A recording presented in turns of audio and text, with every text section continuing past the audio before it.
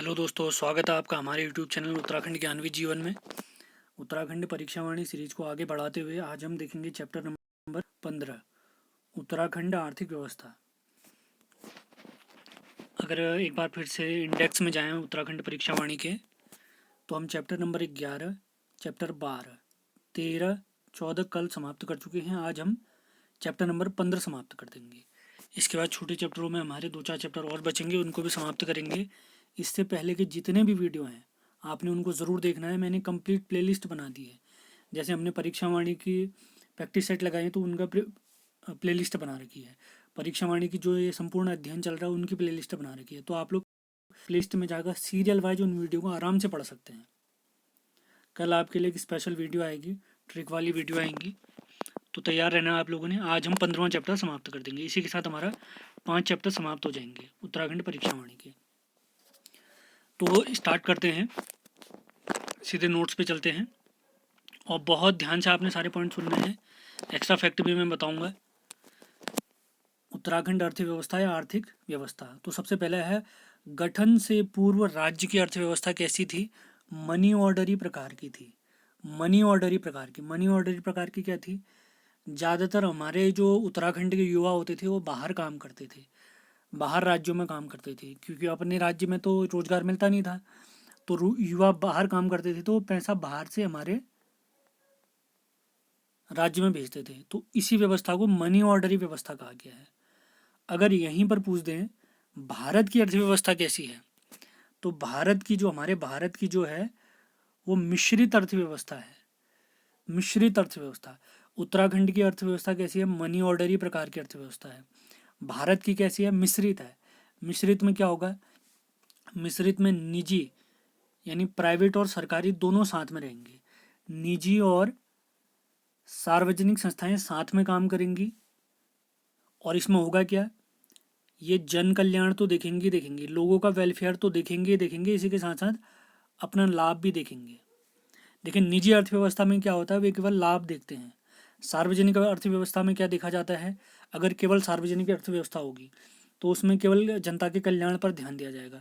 लेकिन मिश्रित अर्थव्यवस्था में दोनों का कॉम्बिनेशन बना के रखा जाएगा। वहाँ पर अपना लाभ तो देखा ही जाएगा, जनता का कल्याण भी देखा जाएगा। जैसे मिश्रित अर्थव्यवस्था में अगर हम देखें, भारत सरकार अभी भी हमें क्या देती है? सब्सिडी देती है। तो कल्याण के तहत ही चलता है। तो ध्यान रखेंगे, मोस्ट इंपॉर्टेंट चीज़ है। अगला है उत्तराखंड को, अगला मोस्ट इंपॉर्टेंट पॉइंट है, उत्तराखंड को विशेष राज्य का दर्जा कब प्राप्त हुआ? 1 अप्रैल 2001। उत्तराखंड को विशेष राज्य का दर्जा कब प्राप्त हुआ? 1 अप्रैल 2001। और विशेष राज्यों में यह 11वां राज्य है। अब विशेष राज्य क्या होते हैं? सबसे पहली कंडीशन, वह दुर्गम इलाके में हो, उच्च पहाड़ी इलाकों में हो राज्य। देखो, दुर्गम हो कोई राज्य, हमारे जो संविधान में वर्णित था उसके तहत विशेष राज्य कौन सा राज्य होगा? दुर्गम इलाके में हो, पहाड़ी इलाके में हो, वहाँ जो जन घनत्व हो, पॉपुलेशन डेंसिटी, वो बहुत कम हो, और राज्य की जो आय के स्रोत हैं यानी कमाई का स्रोत कोई डिफाइन नहीं हो, और वहाँ न कोई उद्योग धंधे लगे हों। अगली चीज, इंटरनेशनल बॉर्डर शेयर करता हो, अंतर्राष्ट्रीय सीमा सामरिक दृष्टि से बहुत इंपॉर्टेंट हो। जैसे हमारा उत्तराखंड ही है, नेपाल से लगा हुआ है, चाइना से लगा हुआ है, कितना इंपॉर्टेंट है ये क्षेत्र। तो भारत सरकार को इस पर विशेष ध्यान देने की आवश्यकता है। और विशेष राज्य से फायदा ये होता है, वहाँ पर जैसे अन्य राज्यों में अनेक प्रकार के टैक्स लगते हैं, तो विशेष राज्यों में कम टैक्स लगते हैं। तो कम टैक्स लगने से क्या होगा? अगर कोई इंडस्ट्री विशेष राज्य में आती है तो उनके लिए व्यापार करना बहुत आसान हो जाता है। तो ध्यान देंगे। और विशेष राज्य के लिए अगर और कंडीशन बताऊं तो वहाँ जनजातीय आबादी होना भी आवश्यक है। जनजातीय आबादी वहाँ ज़्यादा होगी, ये ध्यान रखना है। अब हमारा 11वां राज्य हमारा उत्तराखंड। तो इससे पहले कौन कौन से राज्य थे उनके नाम मैं बता रहा हूँ। अरुणाचल प्रदेश, असम, ये सब विशेष राज्य हैं, नाम बता रहा हूँ, ध्यान से सुनेंगे। मणिपुर, मेघालय, मिजोरम, रिपीट करता हूँ फिर से, अरुणाचल प्रदेश, असम, मणिपुर, मेघालय, मिजोरम, मिजोरम के बाद सिक्किम, सिक्किम, सिक्किम के बाद नागालैंड, सिक्किम के बाद नागालैंड, उसके बाद त्रिपुरा, त्रिपुरा के बाद जम्मू कश्मीर, JNDK उस टाइम के हिसाब से जम्मू कश्मीर, उसके बाद हमारा हिमाचल प्रदेश, और अभी हमारा 11वां चल रहा है हमारा उत्तराखंड। मैं नाम फिर से रिपीट कर देता हूँ, बहुत ध्यान से सुनना है, इनको याद करना बहुत आसान है क्योंकि वो जो हमारे उत्तर पूर्व नॉर्थ ईस्ट वाले राज्य हैं वो सारे शामिल हैं इसमें। अरुणाचल प्रदेश, असम, मणिपुर, मेघालय, मिजोरम, नागालैंड, सिक्किम, त्रिपुरा, फिर Jammu Kashmir, Himachal Pradesh, Uttarakhand. Most important point, उम्मीद है आपने ज़रूर नोट करा होगा। अगला इंपॉर्टेंट पॉइंट है, विशेष राज्यों के लिए क्या कंडीशन होती है। अनुदान और ऋण का अनुपात देखें तो 90:100, माना 100 रुपये भारत सरकार देती है तो विशेष राज्यों के लिए क्या होगा, 90 रुपये उनके लिए दान होगा। इससे कोई मतलब नहीं है, 10 रुपये ऋण होगा, यानी ये इन्हें वापस करना पड़ेगा। तो विशेष राज्यों के लिए अनुदान अनुपात ऋण कितना है, 90:90 है, अनुपात 10 है। और अन्य राज्य अगर होंगे तो उनके लिए अनुदान अनुपात ऋण कितना होगा, 70:30, 70:30। अगले पॉइंट पे चलते हैं। 2011 की जनगणना के अनुसार, मोस्ट इंपॉर्टेंट फैक्ट, 2011 की जनगणना के अनुसार हमारे उत्तराखंड में कार्यशील जनसंख्या, यानी जो काम पर लगी हुई जनसंख्या है, वो है 38.39%। अगर राज्य की जनसंख्या को 100% माना जाए तो उनमें से कार्यशील यानी जो किसी निश्चित काम में लगे हुए हैं तो उनका प्रतिशत है 38.39%। और अकार्यशील या आश्रित, देखिए बहुत आसान है, 100% ध्यान रखना है। एक कोई भी आप याद कर लीजिए, 100 में से माइनस करिए, आंसर अगले का आ जाएगा। जैसे मैंने कार्यशील याद करा तो 100 में से इसको माइनस करेंगे तो अकार्यशील आ जाएगी। तो अकार्यशील जो जनसंख्या है हमारे उत्तराखंड में वो है 61.61, 61.61। अगर यहाँ पर भी आ जाए कि कार्यशील जनता में सर्वाधिक किस काम पर लगी हुई है हमारी जनसंख्या, तो ये है कृषि क्षेत्रों में। कृषि क्षेत्रों में कार्यशील जनसंख्या हमारी 38.39% है। अगर ये कार्यशील जनसंख्या को, अगर मैं पूरे को 100% मानूं, केवल कार्यशील को, तो उसमें से भी 50% के आसपास कृषि क्षेत्रों में लगे हुए हैं, यानी सबसे ज़्यादा कृषि में लगे हैं, ये आपने ध्यान रखना है। उम्मीद है आप सारे पॉइंट नोट कर रहे होंगे। अगले पॉइंट पे चलते हैं। राज्य अर्थव्यवस्था में योगदान, किस क्षेत्र का कितना योगदान है हमारे उत्तराखंड की अर्थव्यवस्था में। तो प्राथमिक क्षेत्र का है 10.57%, द्वितीय क्षेत्र का है 48.93%, और इसी क्षेत्र का सर्वाधिक योगदान भी है हमारे यहाँ। और अगला है तृतीय क्षेत्र, टर्शियरी, प्राइमरी, सेकेंडरी और टर्शियरी, ये 40.50% है। तो प्राथमिक क्षेत्र होता क्या है, जैसे कृषि, वन, उत्खनन, या जहाँ पर भी कच्चा माल वाला आइटम आ जाएगा वो प्राथमिक क्षेत्र के अंतर्गत आ जाएगा। तो प्राथमिक क्षेत्र के अंतर्गत हमारे यहाँ उत्तराखंड में कितने प्रतिशत योगदान है, केवल 10.57%। अब इन्हीं का जो ये रॉ मटेरियल मिला है, इन्हीं में अगर कुछ काम हो जाए, इन्हीं की अगर प्रोसेसिंग हो जाए, वो द्वितीय क्षेत्र में आ जाएंगे। तो इसको विनिर्माण क्षेत्र भी कहते हैं। मैन्युफैक्चरिंग अगर कहीं पर भी हो गई, विनिर्माण क्षेत्र, इंग्लिश में इसको मैन्युफैक्चरिंग कहते हैं। मैन्युफैक्चरिंग सेक्टर, जहाँ पर कुछ न कुछ, कोई ना कोई चीज़ बनने वाली है, तो वो हमारे द्वितीय क्षेत्र में आ जाएगी। जैसे अगर इसके एग्जाम्पल मैं आपको बताऊं, लौह इस्पात, स्टील फैक्ट्री, सीमेंट, कच्चा माल प्राथमिक क्षेत्र से प्राप्त हुआ, उसकी प्रोसेसिंग द्वितीय क्षेत्र में होगी और तृतीय क्षेत्र के थ्रू उसको बांटा जाएगा। सीमेंट, बिजली, गैस, ये सारे जितने भी इंडस्ट्री हैं वो सब द्वितीय क्षेत्र में आएंगे। अब तृतीय क्षेत्र में क्या है, तृतीय क्षेत्र में आएंगे सर्विस सेक्टर।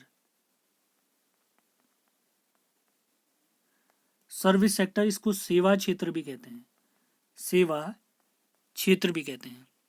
प्राथमिक में आएगा कृषि, वन, उत्खनन या रॉ मटेरियल है, कच्चा माल जो भी होगा उसकी प्रोसेसिंग होगी द्वितीय क्षेत्र में, और उसका वितरण होगा या सर्विस उसकी दी जाएगी तृतीय क्षेत्र के थ्रू। तो तृतीय क्षेत्र के अंतर्गत आएंगे परिवहन, व्यापार इत्यादि सारी इसी में आ जाएगी, जैसे डाक सेवा, वित्त सेवा, ये सारी व्यवस्थाएं तृतीय क्षेत्र में आएंगी। और सबसे ज़्यादा योगदान हमारे यहाँ किस किस क्षेत्र का है? द्वितीय क्षेत्र का, सेकेंडरी। उम्मीद है आपको ये चीज़ समझ में आ रही होंगी। समझ में आ रही तो आपने कमेंट भी करना है, लाइक शेयर भी करते रहना है, और नए हैं तो चैनल को सब्सक्राइब करना बिल्कुल ना भूलें। अब आते हैं मोस्ट इम्पॉर्टेंट।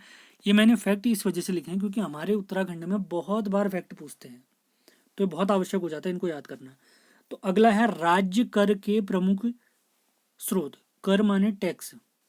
तो सबसे पहला पॉइंट है राज्य में वैट लागू। राज्य में वैट लागू हुआ 1 अप्रैल 2005 से। ये हमारा 22वां राज्य था। अगर देखेंगे इसको तो 22वां राज्य था।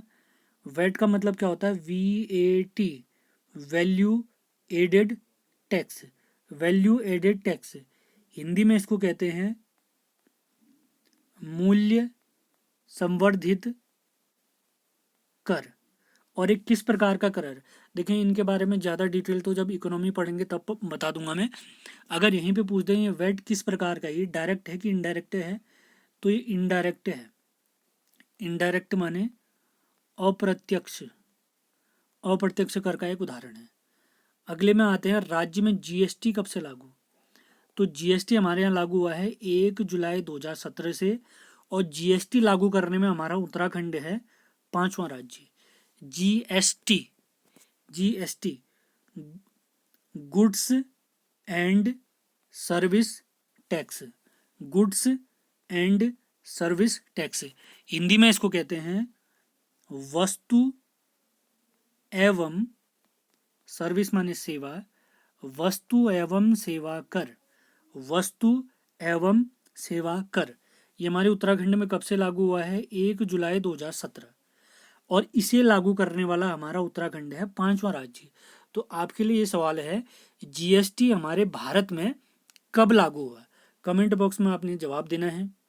अब GST थोड़ा इंपॉर्टेंट हो जाता है, तो इसके बारे में थोड़ी बेसिक जानकारी मैं आपको दे देता हूँ। GST के कितने टाइप है अगर पूछेंगे तो 3 टाइप है। एक CGST है, दूसरा SGST है, और अगला है IGST। CGST, SGST और IGST। C से हुआ सेंट्रल, सेंट्रल माने केंद्रीय GST। S से हुआ स्टेट, स्टेट मतलब राज्य GST। I का मतलब है इंटीग्रेटेड GST। तो CGST डायरेक्ट भारत सरकार लेगी, SGST राज्य सरकार लेगी, और IGST जो है इसको जमा करने का काम करेगी हमारी भारत सरकार। इसको वसूलेगी भारत सरकार, और दोनों इसको आपस में बांटेंगे। यानी केंद्र सरकार भी बांटेगी और राज्य सरकार भी बांटेगी। केंद्र सरकार भी बांटेगी और राज्य सरकार भी इसको बांटेगी, लेकिन इसको वसूलने का काम करेगी हमारी भारत सरकार। और यहीं पर अगर पूछ देते हैं GST जो परिषद है इसका मुख्यालय कहाँ है अगर पूछेंगे, तो इसका मुख्यालय है हमारी न्यू दिल्ली में। और हाल ही में इसके लिए एक संशोधन किया गया था, तो इसके लिए आर्टिकल अगर पूछेंगे GST परिषद के लिए कौन सा आर्टिकल है? GST परिषद, इनके बारे में डिटेल में आपको पॉलिटी में ज़रूर बताऊंगा। अभी इंपॉर्टेंट फैक्ट आपको बता दे रहे हैं। GST परिषद के लिए कौन सा अनुच्छेद है या कौन सा आर्टिकल अगर पूछेंगे? 279 का A, हिंदी में इसको क कह देंगे, 279A। तो उम्मीद है आपने सारे पॉइंट नोट ज़रूर करेंगे, नोट करने भी चाहिए आपको। अगले पे चलते हैं, और अगला पॉइंट है यहाँ पर राज्य में E-वे बिल व्यवस्था। E-वे मतलब ये जो रास्ते मार्ग वार्गों में जो चलता है, टोल टैक्स इस टाइप से जो चलता है, वो इंटरनेट के थ्रू ये व्यवस्था कब से लागू हुई है? तो ये हुई है 20 अप्रैल 2018 से। वे माने रास्ता, ई मतलब ये इंटरनेट के तहत, इलेक्ट्रॉनिक, इलेक्ट्रॉनिक, और इलेक्ट्रॉनिक मतलब क्या होगा? कंप्यूटर के माध्यम से होगा।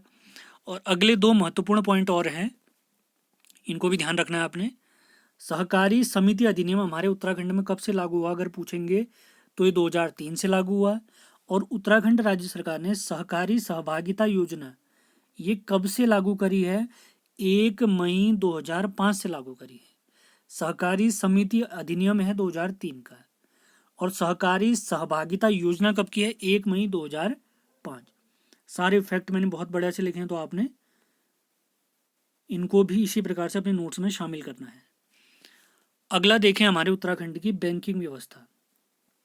देहरादून में RBI reserve bank of India की शाखा खोली गई है 30 जून 2006।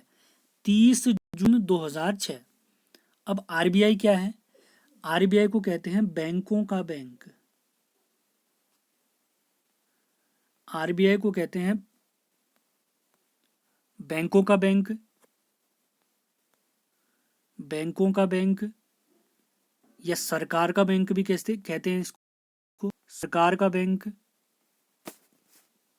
अब आरबीआई क्या है? नोट निर्गमन करने वाली, नोट जारी करने वाली भारत की सबसे बड़ी संस्था है। यही नोट जारी करेंगे, इनके अलावा कोई नोट नहीं जारी करेगा। तो आरबीआई की स्थापना अगर हमसे पूछेंगे तो आरबीआई की स्थापना हुई है 1 अप्रैल 1935 को। और आरबीआई का अगर राष्ट्रीयकरण पूछेंगे, नेशनलाइजेशन, तो आरबीआई को जो राष्ट्रीयकरण हुआ है वो 1 जनवरी 1949 को हुआ है। आरबीआई की स्थापना 1 अप्रैल 1935 और इसका जो राष्ट्रीयकरण हुआ है 1 जनवरी 1949। तो आपके लिए सवाल है, आरबीआई का मुख्यालय कहाँ है? और एक और सवाल, आरबीआई के वर्तमान जो गवर्नर हैं वो कौन है? ये ध्यान रखेंगे आप लोग। अब देखें उत्तराखंड ग्रामीण बैंक। उत्तराखंड ग्रामीण बैंक भी है, इसमें कौन कौन से बैंक शामिल हैं तो ध्यान देंगे। नैनीताल अल्मोड़ा किसान ग्रामीण बैंक, जिसकी स्थापना 1976 को हुई है। अगला है अलकनंदा ग्रामीण बैंक। अगला है गंगा जमुना ग्रामीण बैंक। अगला है पिथौरागढ़ किसान ग्रामीण बैंक। ये 4 बैंक मिलकर बनाते हैं उत्तराखंड ग्रामीण बैंक। तो मोस्ट इंपॉर्टेंट पॉइंट ध्यान रखेंगे, ये जो 3 बैंक आपको दिख रहे हैं, अलकनंदा ग्रामीण बैंक, गंगा जमुना ग्रामीण बैंक और पिथौरागढ़ ग्रामीण बैंक, इन 3 बैंकों को मिलाकर, केवल इन तीनों को मिलाकर 2006 में उत्तरांचल ग्रामीण बैंक बना था।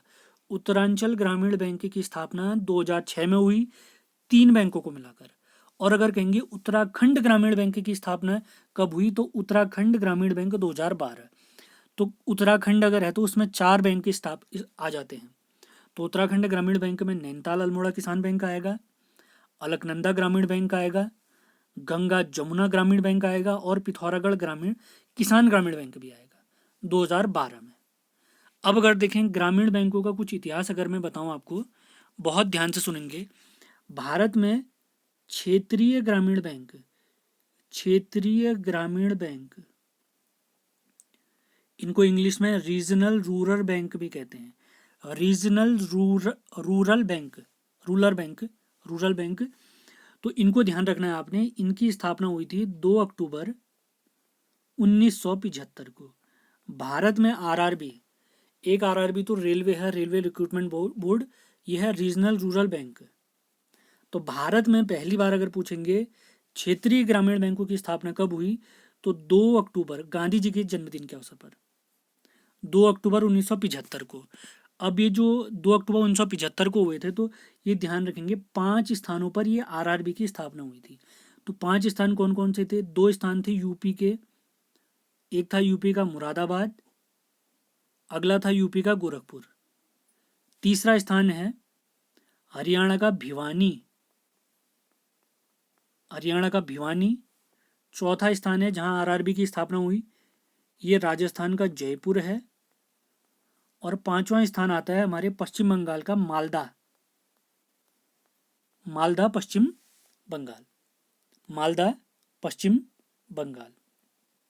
तो रीजनल रूरल बैंक की स्थापना भारत में 2 अक्टूबर 1975 को हुई, 5 स्थानों पर हुई। और उत्तराखंड का मैंने बता ही दिया है, 2006 में उत्तरांचल ग्रामीण बैंक और 2012 में उत्तराखंड ग्रामीण बैंक। तो इसी के साथ ही चैप्टर हमारा समाप्त होता है। 15वां चैप्टर भी हमारा समाप्त हो गया है। अब अगले दिन हम देखेंगे 16वां चैप्टर। तो आप लोगों ने ये लेक्चर को शेयर करना है, लाइक करना है और सब्सक्राइब जरूर करें। धन्यवाद।